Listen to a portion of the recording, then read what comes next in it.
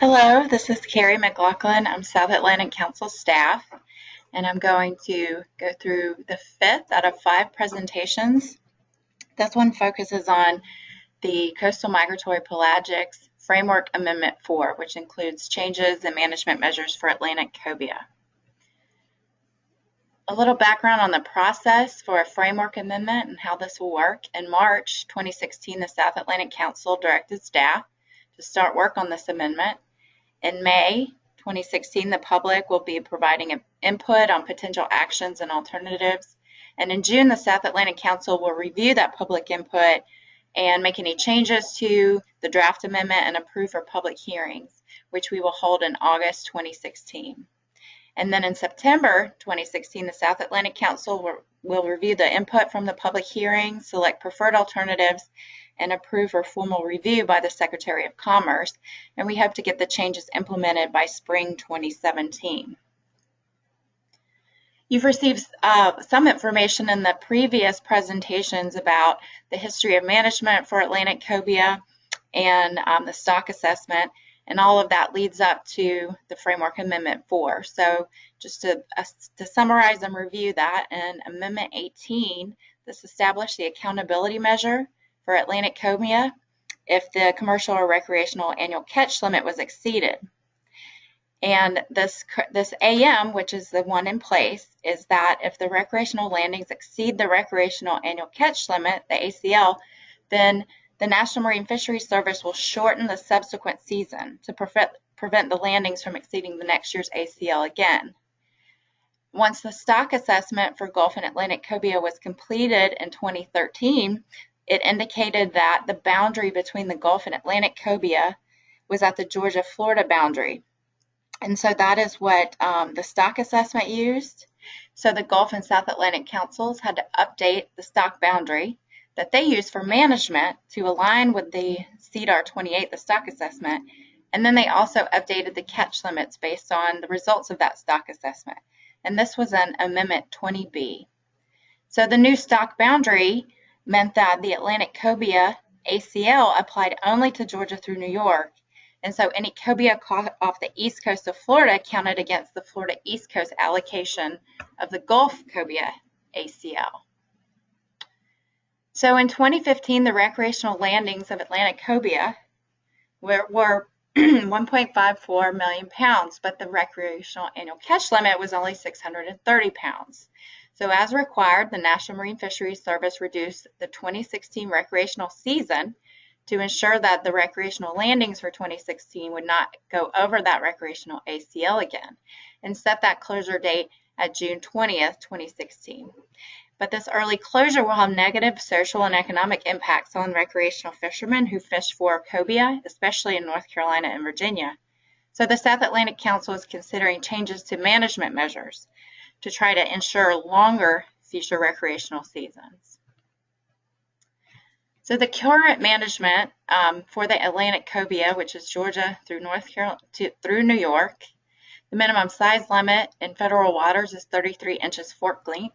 And this is also the same in state waters, except for Virginia, where it's set at 37 inches total length.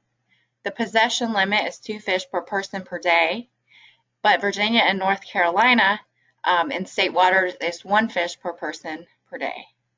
And the minimum size limit and possession limit of 2 fish applies to the commercial harvest also, and there's no federal commercial permit requirement.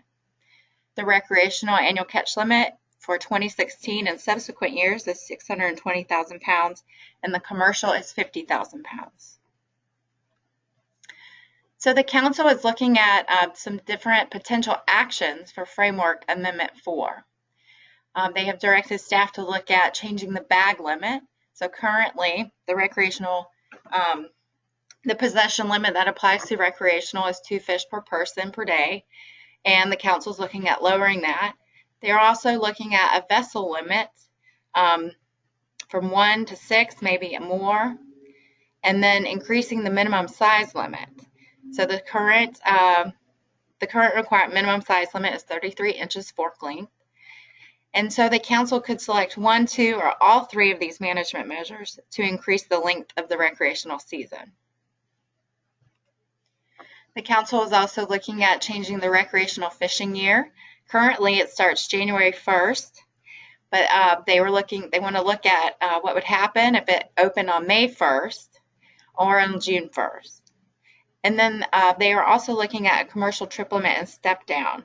So it would, for the commercial harvest, it would still be 2 fish per person per day, which could be reduced to 1 fish when 75% of the commercial ACL is met. Or the council may want to just set a vessel limit for commercial and have a step down when 75% of the commercial ACL is met.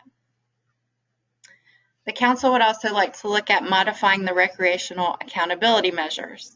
So the current accountability measures are to reduce the season length if the recreational landings exceed the recreational annual catch limit and the total annual catch limit, so commercial plus recreational.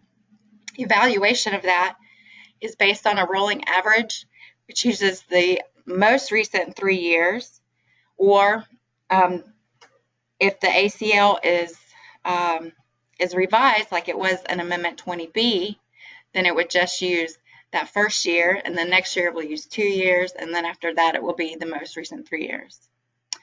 The other accountability measure is reduce the annual catch limit by the amount of the overage, but only if cobia is designated as overfished.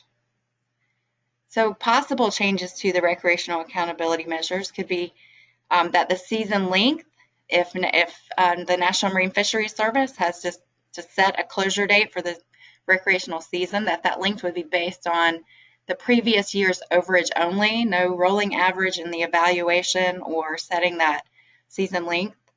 The accountability measures only would be triggered if the total ACL is exceeded and the stock is designated as overfished.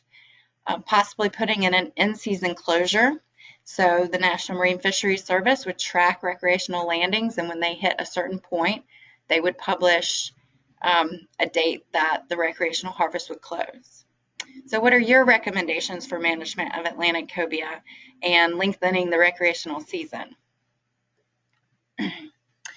So what can you do? You can attend the public meetings. There's the public presentation and Q&A on May 9th, starting at 6 p.m. That will be held in Kitty Hawk. And you can also join this via webinar, or you can attend the next South Atlantic Council meeting in June. That will be in Cocoa Beach, and you can speak on the record during the public comment session. And all of this information can be found on our website with the how to log in on the webinar for the public presentation and Q&A, and more information about the council meeting in June in Cocoa Beach. You can also submit your comments via mail and email. We have our mailing address there and email address. And the deadline for comments to be included in the June briefing book for the June meeting in Cocoa Beach will be May 20th, 2016. If you need more information about cobia Framework Amendment 4, you can contact me, Carrie McLaughlin. That's my office number, or you can send me an email.